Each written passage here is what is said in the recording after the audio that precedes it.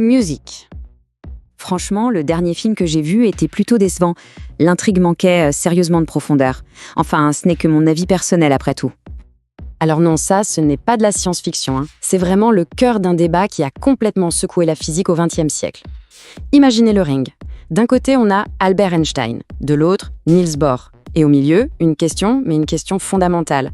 De quoi est faite la réalité au juste ? On a donc deux visions de l'univers qui s'affrontent. D'abord, celle d'Einstein, le réalisme local. Pour lui, c'est simple.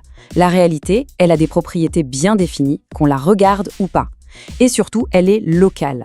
Ça veut dire quoi ? Ça veut dire que rien, aucune influence, ne peut voyager plus vite que la lumière. L'exemple classique, si un arbre tombe dans la forêt, il fait du bruit, même si personne n'est là pour l'entendre. Logique, non ? Eh bien pour Bohr, pas du tout. Pour lui, cette question n'a même aucun sens. Les propriétés d'un objet n'existent tout simplement pas, tant qu'on ne les a pas mesurées. Et pour bien montrer que la vision de Bohr était, selon lui, incomplète, voire carrément absurde, Einstein va monter au front. Avec ses collègues Podolsky et Rosen, il imagine en 1935 une expérience de pensée, mais alors redoutable, le paradoxe EPR. C'était vraiment son coup de maître, vous voyez, un défi lancé pour pousser la mécanique quantique dans ses derniers retranchements. Et c'est ce paradoxe qui va nous servir de fil rouge. Alors, pour comprendre la réponse à ce fameux défi, il faut d'abord qu'on explore une des idées les plus bizarres de la physique quantique, la superposition. Et pour nous aider à visualiser tout ça, on va avoir besoin d'un chat. Ok, alors l'expérience de pensée, c'est ça. Imaginez un chat enfermé dans une boîte complètement scellée. À côté de lui, un atome radioactif. Le montage est simple, si l'atome se désintègre, hop, un poison est libéré. Le truc, c'est que la mécanique quantique nous dit une chose assez folle. Tant qu'on n'observe pas, l'atome est dans ce qu'on appelle une superposition d'états, c'est-à-dire qu'il est à la fois désintégré et non désintégré. Et c'est là que ça devient complètement dingue. Le destin de l'atome et celui du chat sont intimement liés. Donc, si l'état de l'atome est indéterminé, eh bien le sort du chat l'est aussi. Ce qui veut dire que le chat, d'après les lois quantiques, est à la fois vivant et mort, en même temps. Ça paraît absurde à notre échelle, bien sûr, mais c'est une conséquence directe des lois qui régissent l'infiniment petit. Et ça illustre parfaitement la question philosophique vertigineuse qui se cache derrière. Le sort du chat n'est décidé qu'au moment précis où on ouvre la boîte. C'est l'acte d'observer qui semble forcer la réalité à choisir un état parmi toutes les possibilités qui s'offraient à elle. La question devient alors, est-ce que l'observateur crée la réalité ? Mais cette étrangeté ne s'arrête pas là. Elle prend une toute autre dimension quand on quitte la boîte du chat pour s'intéresser à un phénomène qui, lui, semble s'étendre à travers l'univers tout entier. On va parler de l'intrication. L'intrication quantique, qu'est-ce que c'est ? Eh bien, imaginez deux particules qui deviennent liées, un peu comme des jumelles cosmiques. Une fois qu'elles sont liées, peu importe la distance qui les sépare, que ce soit quelques mètres ou des années-lumière, ce qui arrive à l'une va influencer l'autre, et ce, de manière instantanée. Si on mesure l'une, on connaît immédiatement l'état de sa partenaire. C'est fou, non ? Alors, cette idée d'une connexion instantanée, à distance, ça horrifiait littéralement Einstein. Il a même trouvé un nom pour ça. Spukhaft Fernwirkung, ce qu'on traduit par « action fantomatique à distance ». Pour lui, c'était la preuve ultime que quelque chose n'allait pas, que la théorie quantique était incomplète. Parce que dans son monde, rien, absolument rien, ne pouvait aller plus vite que la lumière. Et pendant des décennies, ce débat est resté philosophique. C'était une bataille d'idées, d'expériences de pensée. Mais un jour, il a bien fallu trancher. Le mystère allait enfin passer devant le tribunal de l'expérimentation. Le chemin pour arriver à ce verdict a été long, très long. Tout commence en 1935, avec le défi lancé par le paradoxe EPR. Il faut attendre près de 30 ans, jusqu'en 1964, pour que le physicien John Bell propose enfin un test théorique.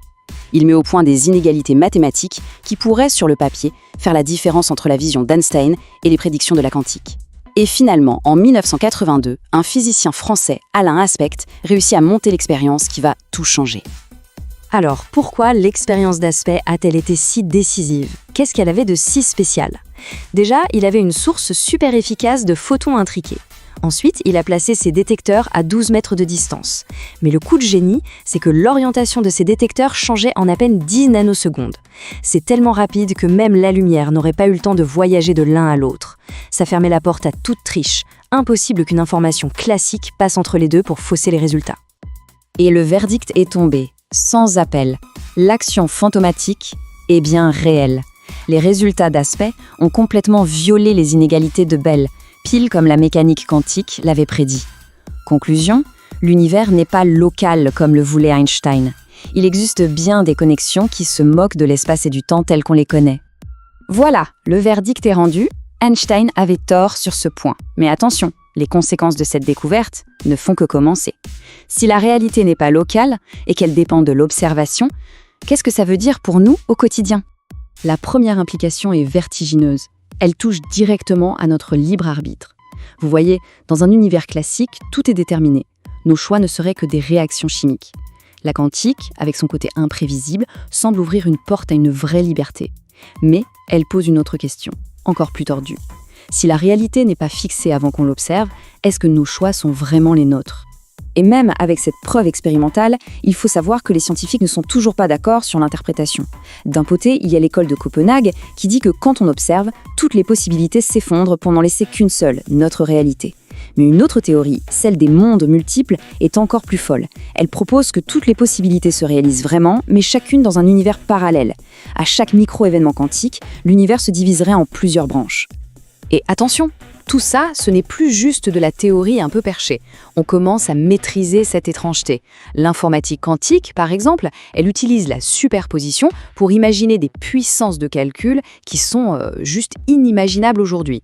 Et la cryptographie quantique, elle, se sert de l'intrication pour créer des communications 100% sécurisées. Pourquoi ? Parce que si un espion essaie d'intercepter la clé, il brise l'intrication et il est repéré instantanément. Mais alors, au final, c'est quoi ces particules ? Des billes, des ondes ? Le philosophe Michel Bidball nous donne une analogie absolument magnifique. Il dit que les particules ont le mode d'existence d'un arc-en-ciel. Pensez-y, un arc-en-ciel, ce n'est pas un objet solide qu'on peut toucher. C'est une relation, une interaction entre le soleil, des gouttes d'eau et un observateur.